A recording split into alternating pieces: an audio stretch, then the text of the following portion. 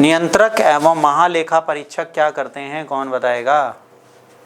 चलो बताओ जल्दी जल्दी, जो बताएगा वो बताए, हम सुनेंगे पहले फिर आगे चलेंगे। नियंत्रक और महालेखा परीक्षक क्या करते हैं बताइए।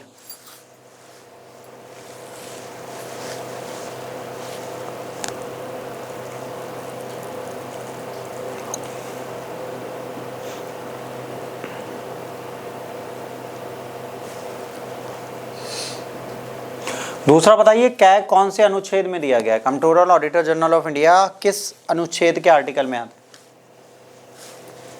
संविधान के कौन से अनुच्छेद या कौन से आर्टिकल में आते हैं बताइए जल्दी से।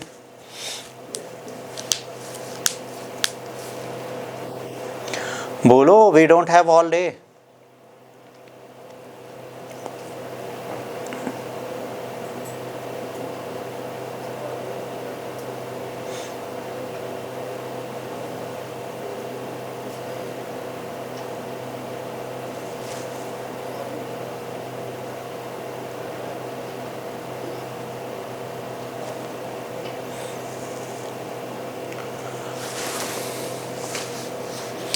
गवर्नमेंट के खातों की देखरेख करता है, वेरी गुड, उनको तैयार करता है, लेखा जोखा रखता है, ठीक। कंट्रोलर ऑडिटर जनरल जो होता है, ये जो होता है ये बजट मानसून सत्र जब आएगा, मतलब मानसून सेशन जब आएगा, तो उस समय पर ये क्या करेगा, 2 विशेष केंद्रीकृत ऑडिट कैडर बनने की स्वीकृति देगा। यहाँ पर क्या है, लोक कोष संरक्षक है, ये जो हमारा पब्लिक वेलफेयर फंड है उसको देखता है। लोक कोष का संरक्षक इसे हमेशा बोला जाता है। पीएसयू को देखना, राज्यों के सरकारों को देखना, प्राप्तियों व्यय को ऑडिट करना, ये सारी चीज़ें करता है। इसके लिए अनुच्छेद 148 है जिसमें कैग की स्थापना की गई है। इसके कार्य और शक्तियाँ 149 से लेकर 151 तक में दी गई है। अनुच्छेद 149 से 151 में इसकी कार्य शक्तियाँ दी गई हैं और 148 में इसकी स्थापना दी गई है। अब वित्तीय ऑडिट करता है, ये केंद्र और राज्य की सभी प्राप्तियां व्यय का ऑडिट करता है और ये बताता है कि सरकारी खर्चे कितने हैं, केंद्र के भी राज्य सरकार के। अगर ये सही से बताता है तो केंद्र और राज्य सरकार के सारे सरकारी खर्चों के बारे में सटीक जानकारी हमको प्राप्त हो जाती है। निष्पादन परीक्षण, सरकारी एजेंसियों में औचित्य दक्षता प्रदर्शन की जांच करता है और बताता है इसमें क्या लॉस है, इसे कैसे सही कर सकते हैं। संस्थागत ऑडिट, सरकारी स्वामित्व वाली कंपनियों, स्वायत्त निकायों और सार्वजनिक धन से वित्त पोषित परियोजनाओं को ऑडिट करता है।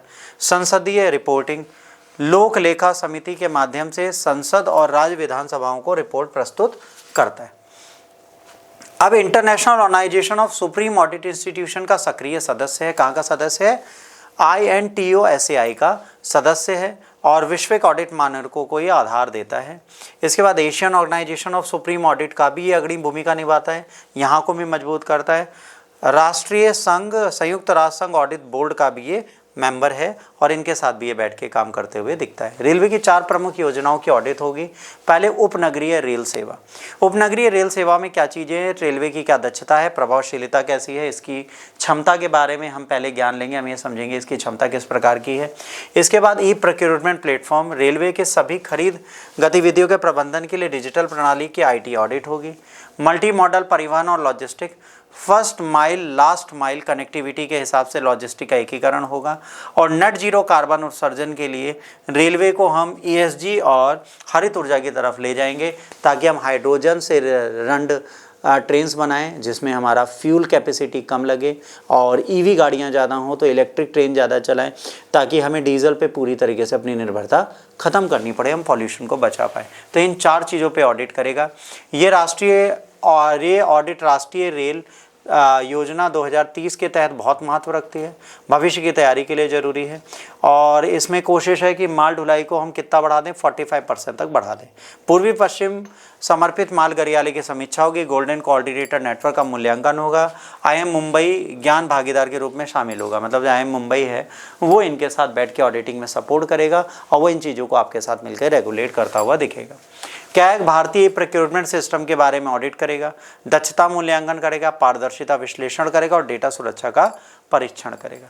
अब जब ये कर लेगा तो यहाँ पर क्या है, नेट जीरो लक्ष्य में नवीनीकरण ऊर्जा के स्रोतों का प्रयोग कैसे होगा, कार्बन फुटप्रिंट में कमी कैसे होगी, ऊर्जा दक्षता की पहल कैसे होगी, पर्यावरणीय प्रभाव का प्रबंधन कैसे किया जाएगा।